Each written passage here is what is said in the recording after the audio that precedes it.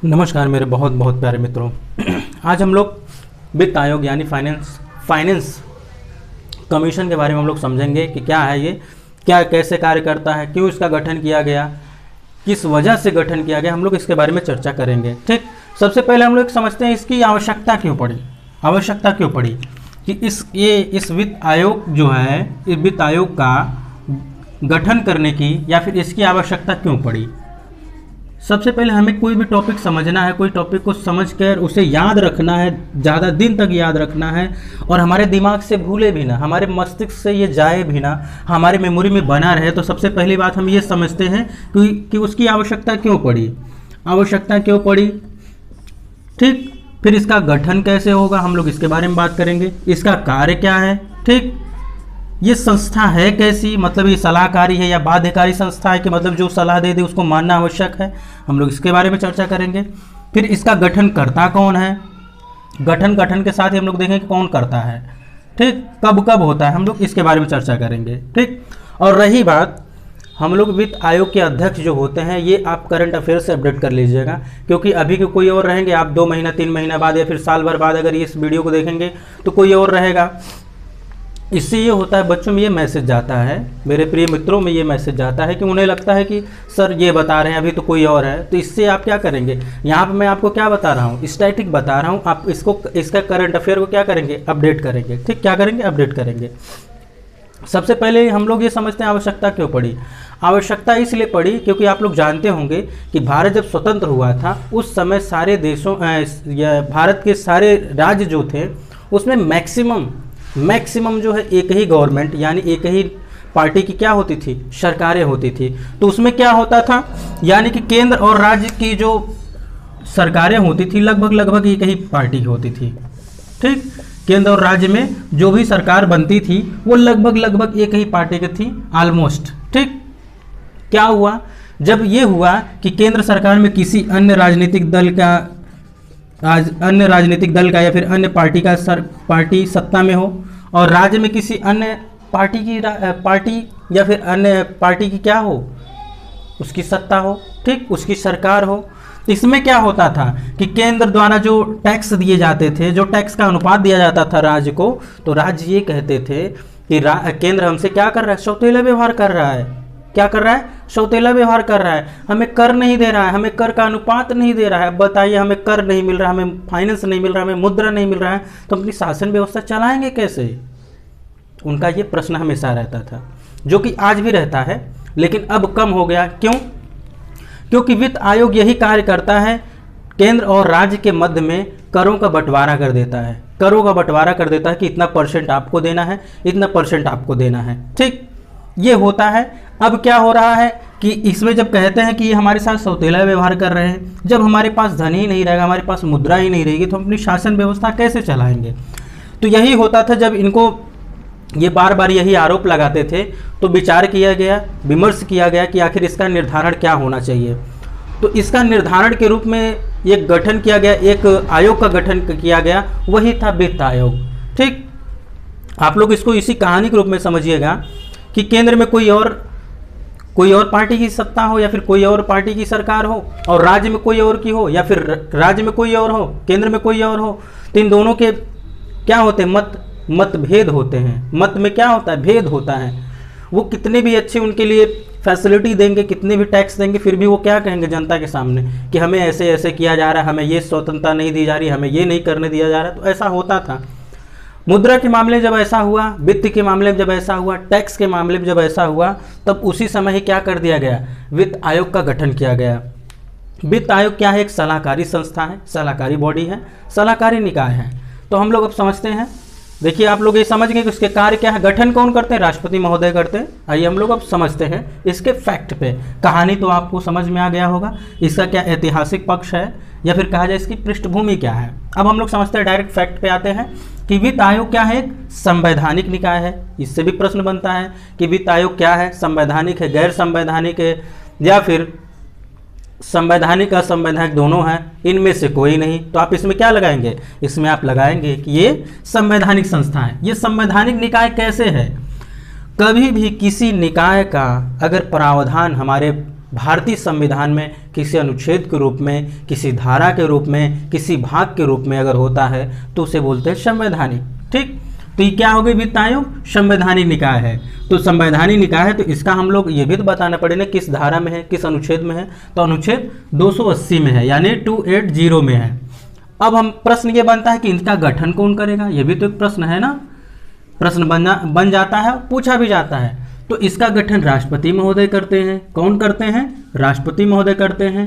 ये सामान्यतः 5 वर्षों के लिए होता है। ठीक, 5 वर्षों के लिए इसका गठन किया जाता है। यानी कोई पार्टी बनी, कोई सरकार आई केंद्र में या फिर राज्य में, केंद्र में जब आई तो उसी समय क्या कर दिया गया? वित्त आयोग का गठन कर दिया गया। वित्त आयोग का गठन तो कर दिया गया, लेकिन अभी करेगा क्या? तो ये केंद्र और राज्यों के मध्य क्या करेगा? करों का बंटवारा कर देगा। अब करों का बंटवारा कर दिए तो ठीक है, सही है, लेकिन ये संस्था है कैसी कि अगर ये कहे कि चलिए केंद्र से कह दिया ऐसा है कि तुम 50% यानी आधा जितना टैक्स तुम्हारे पास आ रहा है इतना तुम राज्य को दे दो, तो क्या केंद्र कहेगा हाँ हाँ ठीक हम दे रहे हैं? ऐसा नहीं करेगा। क्यों? क्योंकि ये सलाहकारी संस्था है। सलाहकारी से तात्पर्य क्या होता है? सलाहकारी से तात्पर्य ये होता है कि सलाह देंगे। अब केंद्र सरकार माने या ना माने ये उसके ऊपर डिपेंड करता है। सलाहकारी का मतलब ही यही होता है, क्या करेंगे? उनको सलाह देंगे। ठीक, अब बात ये हो गई कि इनका गठन कब होता है, किस अनुच्छेद में है, ठीक, और कार्य क्या होते हैं। तो संविधान के भाग 12 में इसका प्रावधान है। आप लोग इसके बारे में जानिएगा। भाग के बारे में भी कई बार प्रश्न पूछ लिए जाते हैं कि किस भाग में इसका प्रोविजन है। तो भारतीय संविधान के भाग 12 अनुच्छेद 280 में इसका प्रावधान है। गठन कौन करेगा? राष्ट्रपति महोदय करेंगे। कब करेंगे? सामान्यतः 5 वर्षों में, 5 वर्षों के लिए किया जाता है। ठीक, इनके कार्य क्या होंगे? केंद्र और राज्य के मध्य क्या करेंगे? टैक्सों का यानी करों का क्या कर देंगे? ये बंटवारा कर देंगे। और क्या प्रश्न? ये कैसी संस्था है, कैसी निकाय है? तो ये सलाहकारी निकाय है। ठीक, एक व्यक्ति, अब हम लोग आ जाते हैं इसकी योग्यता के बारे में। आखिर कौन व्यक्ति होगा जो वित्त आयोग का क्या बनेगा? सदस्य बनेगा। तो ऐसा व्यक्ति जो उच्च न्यायालय का न्यायाधीश हो, यानी कि ऐसा कोई व्यक्ति जो उच्च न्यायालय का न्यायाधीश हो या फिर न्यायाधीश बनने की योग्यता रखता हो, बनने की योग्यता रखता हो या बनने की योग्यता रखता हो। ठीक, वो क्या कर सकता है? या फिर क्या हो? वो आर्थिक विशेषज्ञ हो, यानी कि उसे अर्थव्यवस्था के बारे में अच्छी जानकारी हो, विशेषज्ञ हो, एक्सपर्ट हो, इसका सदस्य बन सकता है। सदस्य के लिए देखिए क्या प्रोविजन था। सदस्य के लिए ये प्रोविजन था कि कोई व्यक्ति अगर उच्च न्यायालय में न्यायाधीश हो, ठीक, या फिर न्यायाधीश बनने की योग्यता रखता हो और क्या हो? वो आर्थिक मामलों का ज्ञाता हो, तो वो क्या बन सकता है? इसका सिर्फ और सिर्फ सदस्य बन सकता है। क्या हो? कि वो आर्थिक मामलों का क्या हो? आर्थिक मामलों का ज्ञाता हो। आर्थिक मामलों का क्या हो? ज्ञाता हो। ज्ञाता हो का मतलब क्या होता है? विशेषज्ञ हो। यहाँ पे विशेषज्ञ मैंने लिखा है, ज्ञाता से भी वही तात्पर्य होता है। ठीक, और उच्च न्यायालय के क्या रखता हो? उच्च न्यायालय के या तो न्यायाधीश हो या न्यायाधीश बनने की क्या रखता हो? योग्यता रखता हो। ठीक, या क्या रखता हो? योग्यता रखता हो। तो ये क्या बन सकता है? ये केवल इसका सदस्य बन सकता है। किसका? वित्त आयोग का। वित्त आयोग का क्या बनेगा? सदस्य बनेगा। ठीक मित्रों, इस बात को अवश्य ध्यान दीजिएगा क्योंकि प्रश्न यहाँ से घुमा के आपसे पूछ लिए जा सकते हैं। ठीक, जबकि अध्यक्ष के लिए क्या होगा कि ये लोक मामलों यानी जो पब्लिक मामले होते हैं, जो व्यवहारिक मामले होते हैं, उससे क्या हो? उसका भी ये क्या हो? ज्ञाता हो। यानी अध्यक्ष के लिए क्या मामला आ गया है? अध्यक्ष के लिए ये आ गया है कि वो लोक मामलों का क्या होता है? जो व्यवहारिक मामले होते हैं, जो आप लोग जानते हैं, उसको बोलते हैं लोक मामले।